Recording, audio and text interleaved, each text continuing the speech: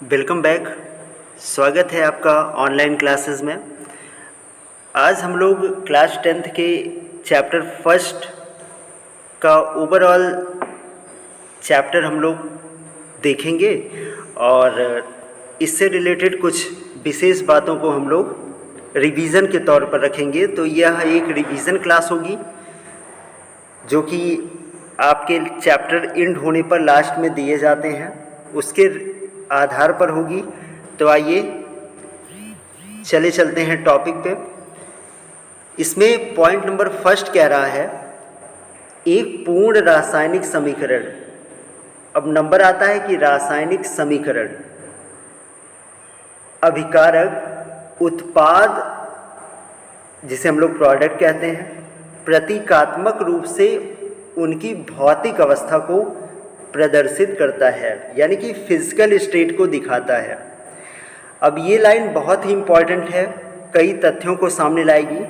इसमें हम लोग देखेंगे कि रासायनिक समीकरण का जो पहलू होता है उसमें अभिकारक उत्पाद और उत्प्रेरक वर्धक का एक विशेष रोल होता है। अभिकारक जो होते हैं, जो कि ये वाला पॉइंट है, अभिक्रिया को संचालित करने के लिए मेन माना जाता है। उत्पाद जो कि ये वाला पॉइंट है, एक प्रकार का रिजल्ट होता है। प्रतीकात्मक रूप कहने का मतलब सिंबॉलिक रिप्रेजेंटेशन, जिसमें हम लोग प्रतीकों को रखकर एक इक्वेशन प्राप्त करते हैं, वह पूरे तरीके से फिजिकल स्टेट पर आधारित होता है, भौतिक अवस्था पर आधारित होता है। इस समीकरण को ही हम लोग रासायनिक समीकरण या रासायनिक समीकरण का स्वरूप मानते हैं। तो ये पॉइंट नंबर फर्स्ट था। अब ऐसे ही पॉइंट नंबर सेकंड को देखेंगे और उससे रिलेटेड प्रमुख बातों को हम लोग जानेंगे। इसको थोड़ा सा जूम कर देता हूँ।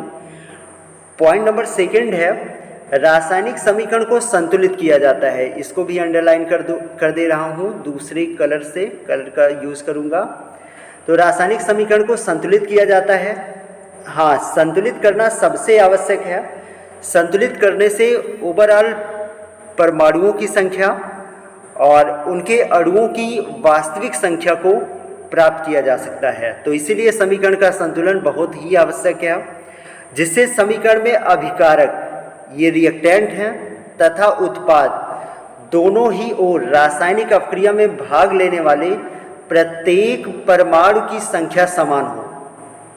अब यहाँ आप देखिए, पॉइंट खुद ही बता रहा है कि परमाणुओं की संख्या को बराबर करने के लिए, समान दिखाने के लिए ही रासायनिक अभिक्रिया को संतुलित करना आवश्यक होता है, और इससे जो परमाणु आएंगे उनकी वास्तविक मोलों की संख्याओं की भी गणना की जा सकती है।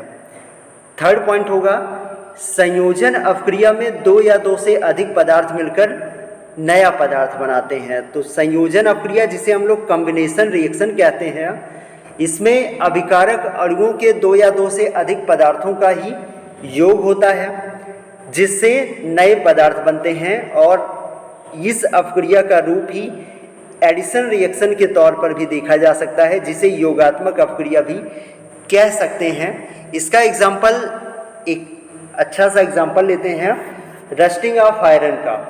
जैसे आयरन ऑक्साइड होता है Fe2O3, यदि इसमें H2O मिला दिया जाए तो इसके साथ ये बन जाएंगे Fe2O3 इंटू XH2O। ये दोनों मिल करके ओवरऑल बना लेंगे Fe2O3 इंटू XH2O, जिसे जंग का सूत्र बोला जाता है। यानी कि जंग का सूत्र क्या है? Fe2O3 into XH2O। और लोहे पर लगने वाले जंग जो स्वरूप होते हैं वो रासायनिक परिवर्तन का एक व्युत्क्रम भी होता है और रासायनिक रिएक्शन के लिए जिम्मेदार भी माना जाता है। तो ये तीन पॉइंट बहुत ही इंपॉर्टेंट थे। आइए आगे देखते हैं। नेक्स्ट है वियोजन अभिक्रिया संयोजन अभिक्रिया के विपरीत होती है। सही बात है, जहाँ पे उत्पाद बन रहा था संयोजन अभिक्रिया में, वही उत्पाद अभिकारक बनकर दो या दो से अधिक उत्पाद अणुओं का निर्माण करता है। यानी कि किसी भी एकल अभिकारक अणुओं का टूटकर दो या दो से अधिक उत्पाद अणुओं के निर्माण की प्रक्रिया ही वियोजन अपक्रिया कही जाती है। और संयोजन अपक्रिया में दो या दो से अधिक अभिकारक अणु मिलकर कोई इंडिविजुअल या एकल उत्पाद बनाते हैं। तो उसी का विपरीत है, उसी का उल्टा अपक्रिया है। तो यहाँ पे हम लोग देखेंगे कि कोई भी एकल अभिकारक जो होगा वो दो या दो से अधिक उत्पादों में वियोजित हो जाएगा। इसी के चलते इसे हम लोग वियोजन अपक्रिया कहते हैं। जैसे के लिए एग्जाम्पल हम लोग ले सकते हैं कॉपर सल्फेट का, CuSO4 का। और CuSO4 जब हीट के इफेक्ट से टूटेगा तो कॉपर आयन और सल्फेट आयन बनाएगा। आइए नेक्स्ट पॉइंट पे चलते हैं। जिन अपक्रियाओं में उत्पाद के साथ ऊष्मा का उत्सर्जन होता है उसे ऊष्माक्षेपी अपक्रियाएं कहते हैं। तो ऊष्माक्षेपी अपक्रियाएं वे अपक्रियाएं होती हैं जिस अपक्रिया के पास ऊष्मा की सतत मात्रा पर्याप्त मात्रा में उपलब्ध हो, यानी कि जो किसी दूसरे अपक्रिया का सहयोग कर सके, ऊष्माक्षेपी अपक्रिया होती है। इसी का सेम उल्टा है, जिस अपक्रिया के पास ऊष्मा की पर्याप्त मात्रा नहीं होती है या ऊष्मा कम उपलब्ध होता है, उसे किसी ना किसी माध्यम से ऊष्मा ग्रहण करना पड़ता है, तो ये अपक्रियाएं ऊष्मा शोषी अपक्रियाएं कही जाती हैं। ऊष्माक्षेपी अपक्रियाओं के लिए प्लस साइन का यूज करते हैं, प्लस सिंबल लगाते हैं। अगर रिएक्शन में प्लस डेल्टा H मिल रहा है, डेल्टा H ये हीट का सिंबल है, यानी कि ली गई ऊष्मा तथा दी गई ऊष्मा का अंतर या ली गई ऊष्मा तथा दी गई ऊष्मा का योग, दोनों के मान को रिप्रेजेंट करने के लिए डेल्टा H का यूज करेंगे। और ये प्लस साइन यह बताएगा कि अपक्रिया के पास ऊष्मा की सतत मात्रा उपलब्ध है जिससे यह अपनी ऊष्मा का उत्सर्जन कर सकेगा और अपक्रियाएं ऊष्मा क्षेपी होंगी।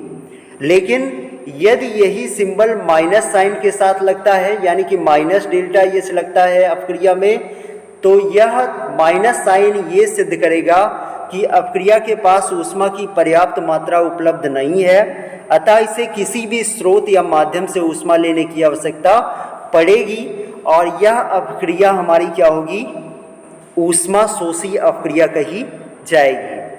तो एकदम फैक्ट पॉइंट है, अगर आप लोग 2-3 बार इसका रिवीजन करते हो तो ये कभी भूलने वाला नहीं है। हमने एग्जाम्पल भी आप लोगों को समझाया है अच्छे से, उस वीडियो को आप बार बार देखकर रिवीजन करें। नेक्स्ट पॉइंट होगा द्विविस्थापन अपक्रियाओं से रिलेटेड, और उससे भी पहले आता है विस्थापन अपक्रिया।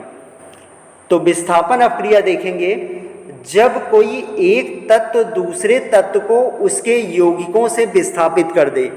कॉमन सेंस है, सीधा सा समझना है कि किसी यौगिक से विस्थापन हो किसी तत्व का, यानी कि कोई एलिमेंट किसी यौगिक से मिलकर कोई दूसरा परमाणु या दूसरा आयन या दूसरा अणु उत्पन्न करे या विस्थापनीय उत्पाद बनाए, तो उस अपक्रिया को हम लोग विस्थापन अपक्रिया कहते हैं, जिसे हम लोग इंग्लिश में डिस्प्लेसमेंट रिएक्शन कहते हैं।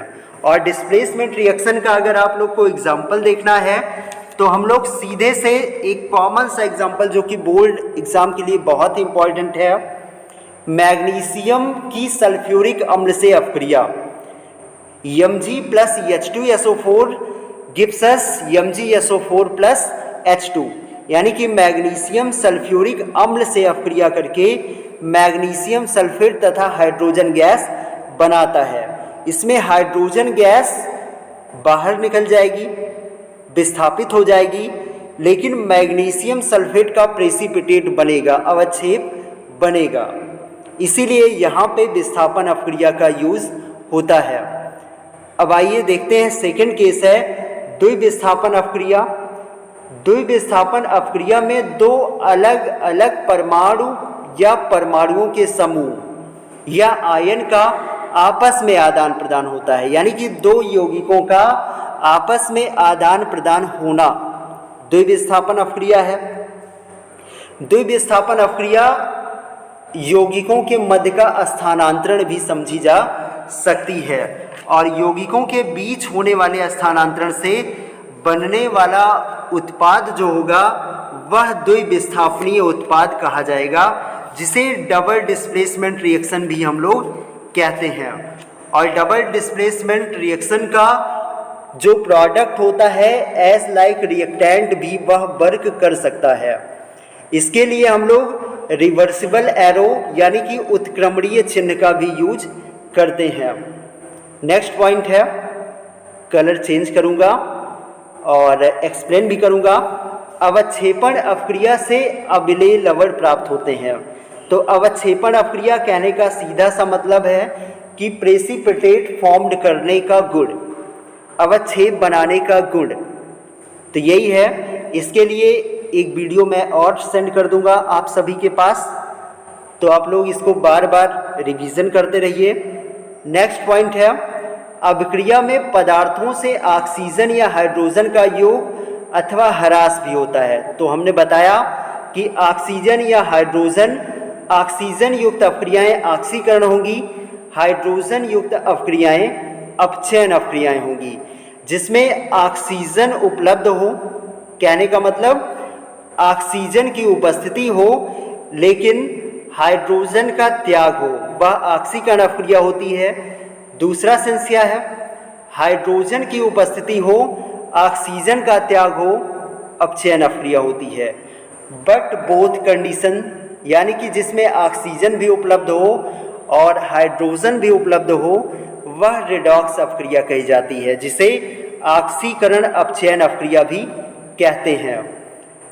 तो यहाँ पर ऑक्सीकरण का जो स्वरूप है वह उपचयन के नाम से जाना जाएगा और अपचयन का जो फेज है वो हाइड्रोजन उपस्थित अपक्रियाओं के रूप में जाना जाएगा। तो ऑक्सीजन का ह्रास या हाइड्रोजन का योग अपचयन कहलाता है। तो ये ओवरऑल वीडियो था आप सभी के लिए। आप सभी इस वीडियो को बार बार देखकर प्रैक्टिस कीजिए और इसी पर इस सेशन को एंड करता हूँ। Thank you.